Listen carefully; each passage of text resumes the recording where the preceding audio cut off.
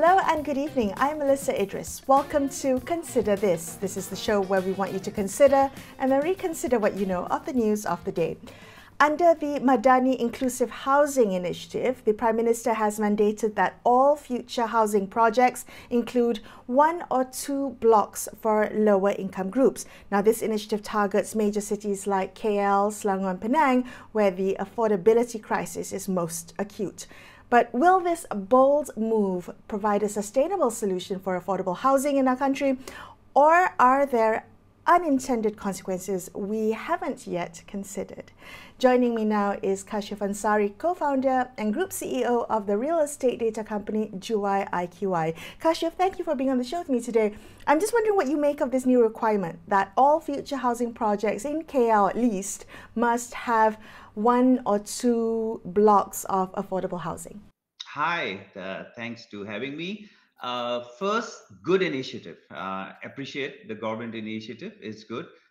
It's not only Malaysia, globally, low income affordability housing, it's an issue. So it's a balanced measure that aims to make affordable housing more available.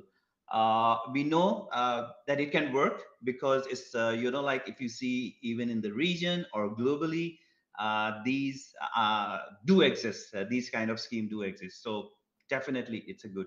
So yeah. Kashif, could you elaborate in other countries where these types of affordable housing units are mandated within a certain project? What are the parameters? How do they exist, and what makes them successful in your estimation? That's quite interesting. So like what they have done, whether it's Singapore, Hong Kong, New York, Australia, what they have done, they did a partnership. It's a public-private partnership, and the main stakeholder, which is the developer in this case. So they bring them together to make sure that these schemes are bit successful.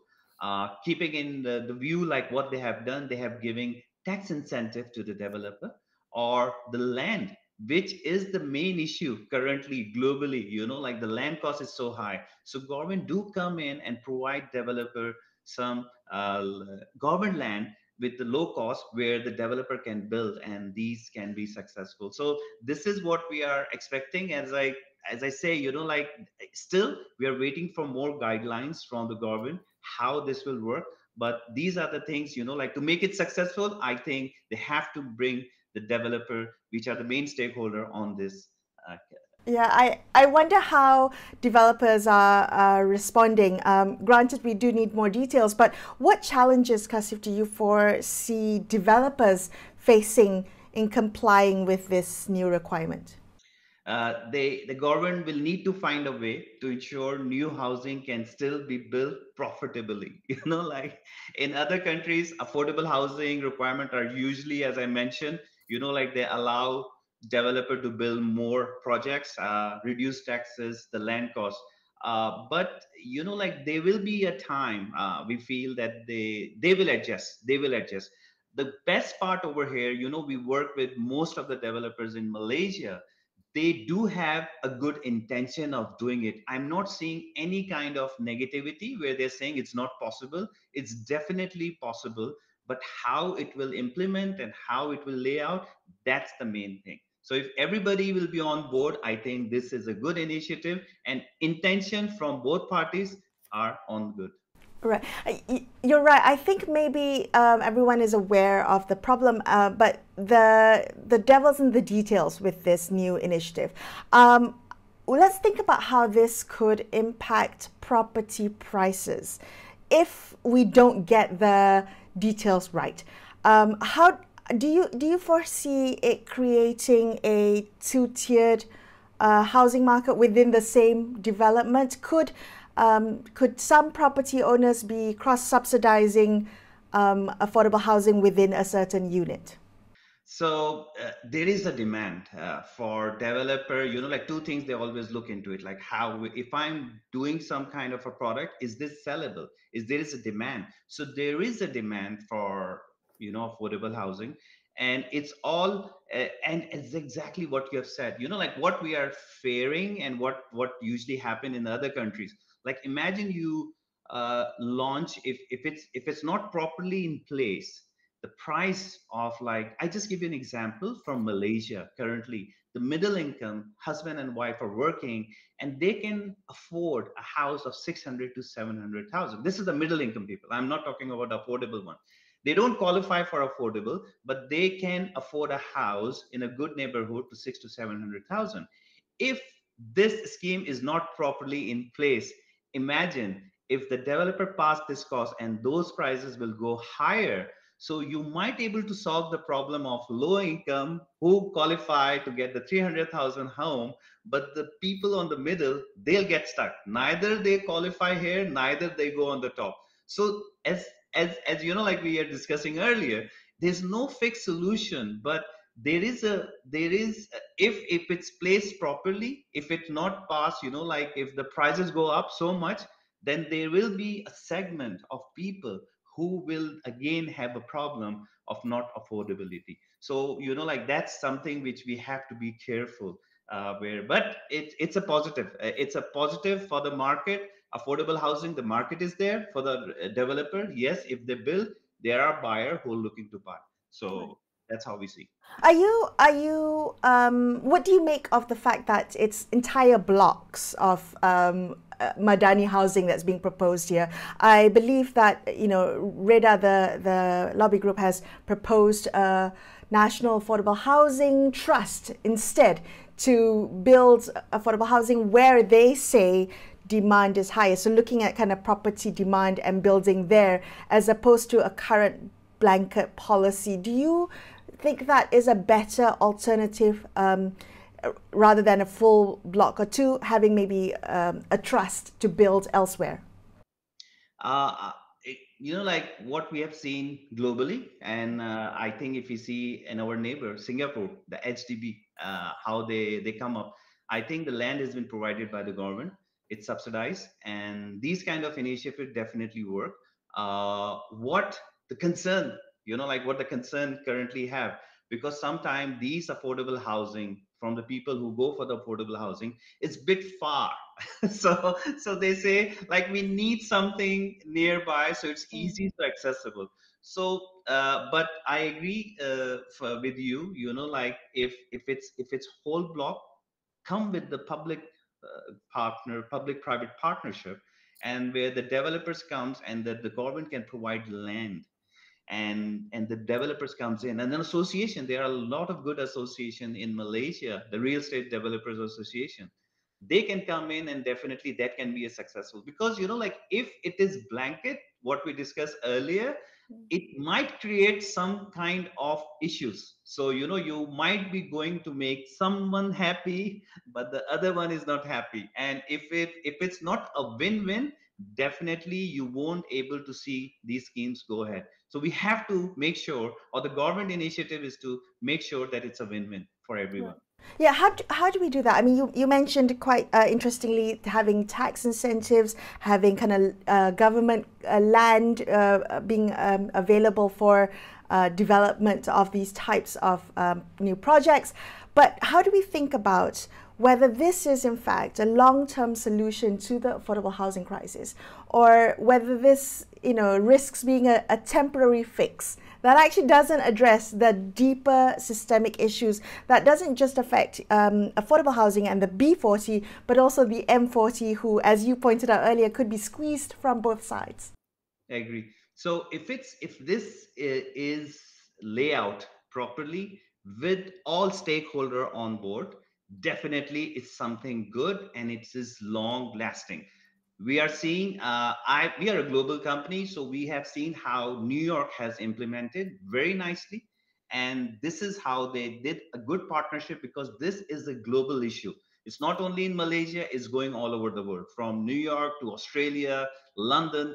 This is the core issue, and they are able to have it quite, able to solve quite properly. So what we expect, that here also in Malaysia, they can learn from what's been happening in the world. And I think if the initiative and the intention is right, so then definitely it can solve the problem. It won't be easy, definitely you can't make everyone happy, but definitely it can be a long term. But like they need to go into deep. It cannot be just a blanket like, okay, developer, do this 15%. How they gonna do it? They will really have a trouble if they go the prices, they increase the price for the middle, then there will be a problem for someone. So I think it definitely can be a solution. It can be a solve the problem. And definitely how Malaysia is moving towards the high income. Like currently, just at the end, if I may add, currently Malaysia is ranked in the one of the top cities, Kuala Lumpur. After this, like the technology, semiconductors. So there are more investment coming in Malaysia. There are more interest for people to come to Malaysia. And I think when they come and see the lifestyle and how Malaysia work, definitely it do matter. So I think we take it positively. I think how the market takes that, like the government, the country take matters seriously, and they are moving forward with those initiatives which is globally been done. So definitely something can be doable if it's do it right. Could I ask you, if you were to kind of give advice to making sure that we want to get this right, if we wanted to get this initiative right, what are you hoping government and policymakers focus on or prioritize to make sure that this becomes a sustainable way to address affordable housing? Partnership with the developer, bring the stakeholder on board. It's all about communication. They know what needs to be done, they understand the market, they are doing their job. So if they partner them, they give them lead, they will give you exactly what the government is doing. So bring the stakeholder on board, see them as your partner. They are good what they are doing. So talk to them, say that this is an issue, how to solve it. I'm telling you, in Malaysia, with such a good developer, they have a good intention, they will definitely do it. It's just about communication, clear guidelines, transparent, and definitely we'll have a win-win situation. Kashif, thank you so much for speaking with me. That was Kashif Ansari from the real estate data company Juwai IQI. We're going to take a quick break here on Consider This. We'll be right back. Stay tuned.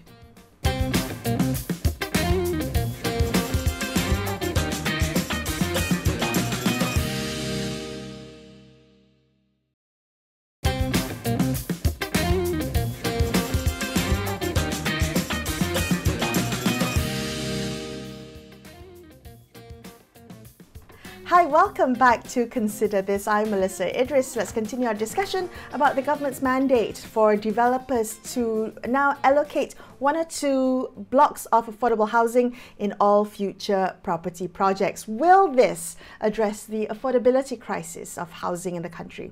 Joining me on the show is architect Sarly Adre Sarkum, past president of the Malaysian Institute of Architects, better known by its Malay acronym PAM, or for Pertubuhan Architect Malaysia. Thank you so much for being on the show with me. Architect Sarly is also a member of the panel of experts for the Ministry of Development and Local Government. Sarly, thank you for being on the show. What do you make of this new requirement that all future housing has to have at least 1 block of affordable housing? Thank you, Melissa, for inviting. I think it's a very exciting time. But perhaps before I answer that, maybe we can put some context into um, the whole narrative. The big problem about housing it's always political because it's one of the basic needs of people.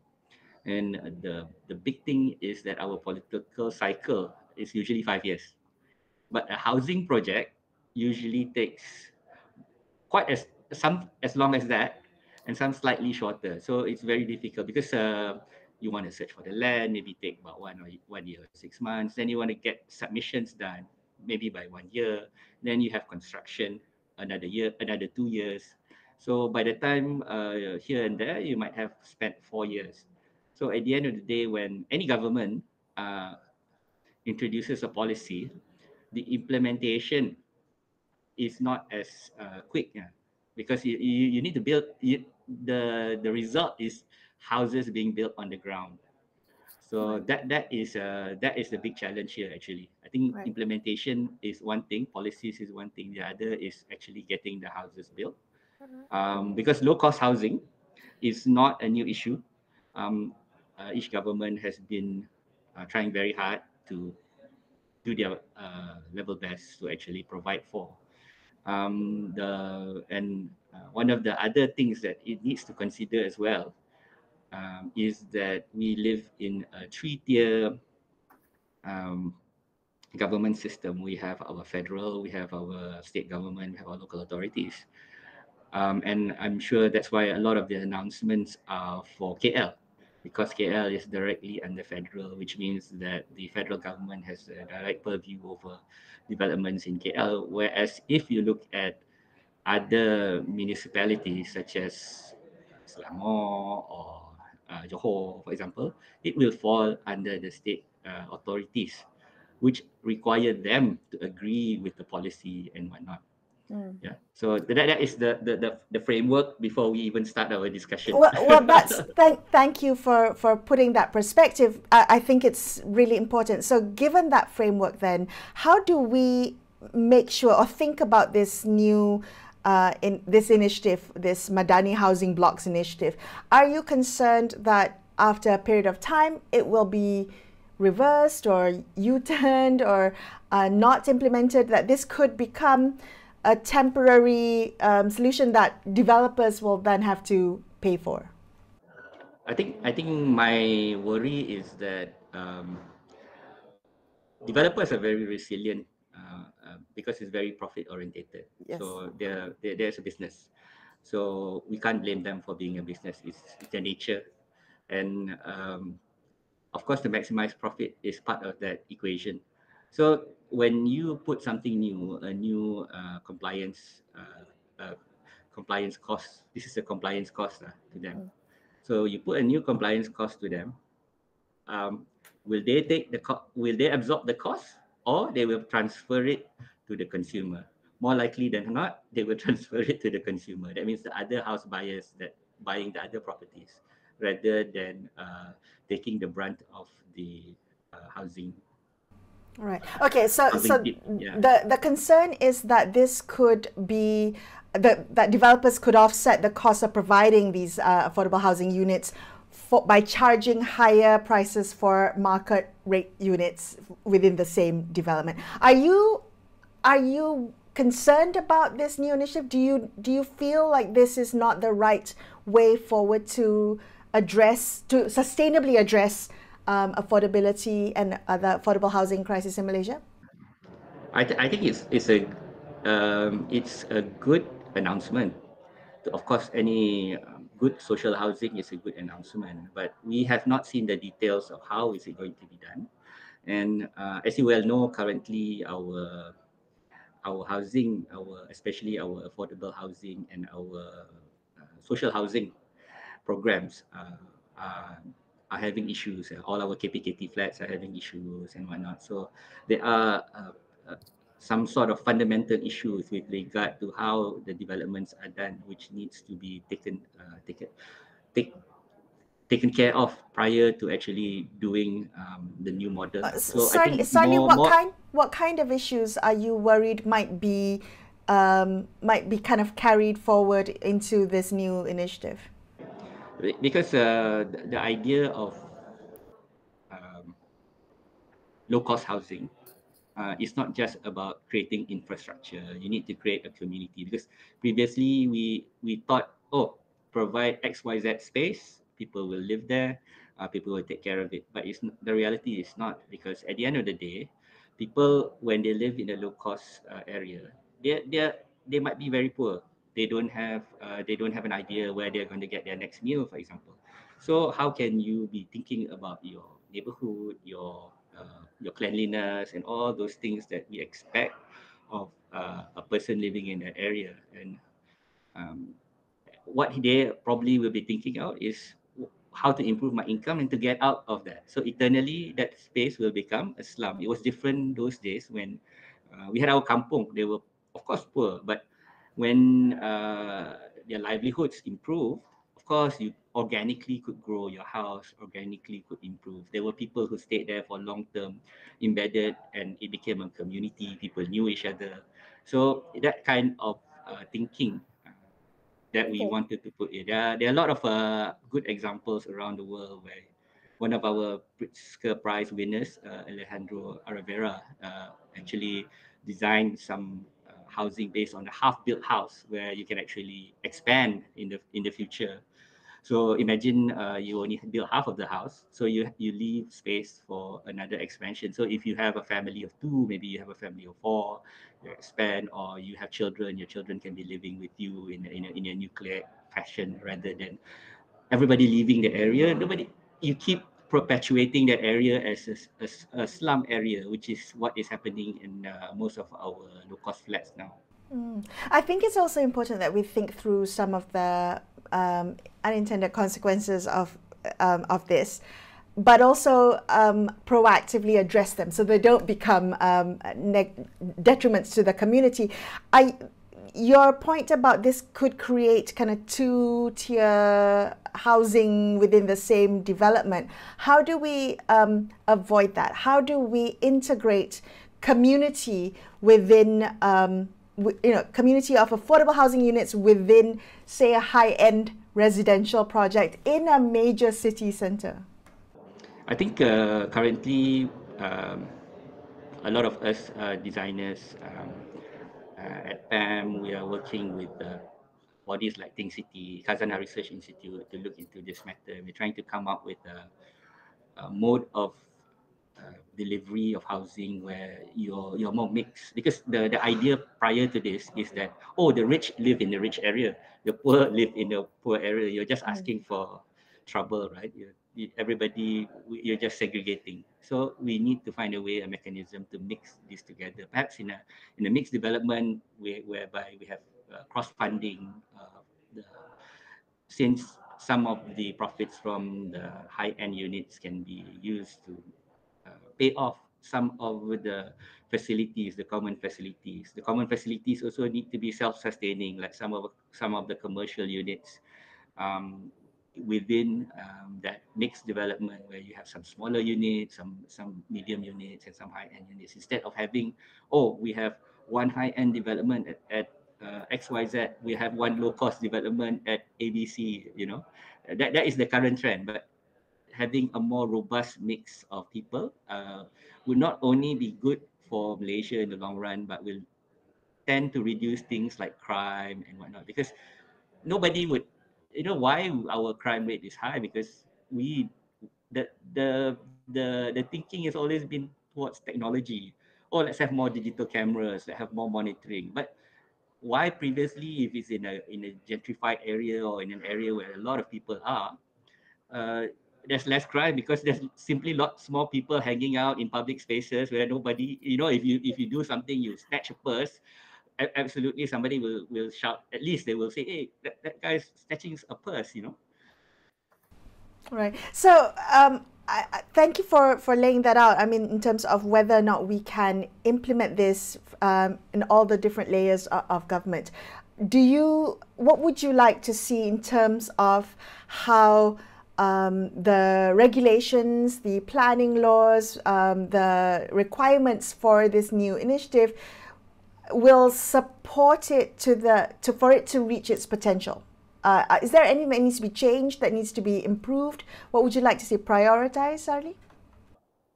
I think the biggest priority is, as I mentioned, livability in terms of the unit itself. Because at the end of the day, we find that a lot of units simply used as temporary places before you go into a higher income bracket, which I don't think in the long run will work. Yeah, not good for the city, not good for our social structure, not good for our environment. So this livability thing, looking at the city as a whole, which is, I think, a lot of people are looking at. And I'm sure we have a new mayor at DBKL who is previously at UN Habitat. So I think she will look at this in more detail. I'm the correct person to be looking at this, I guess.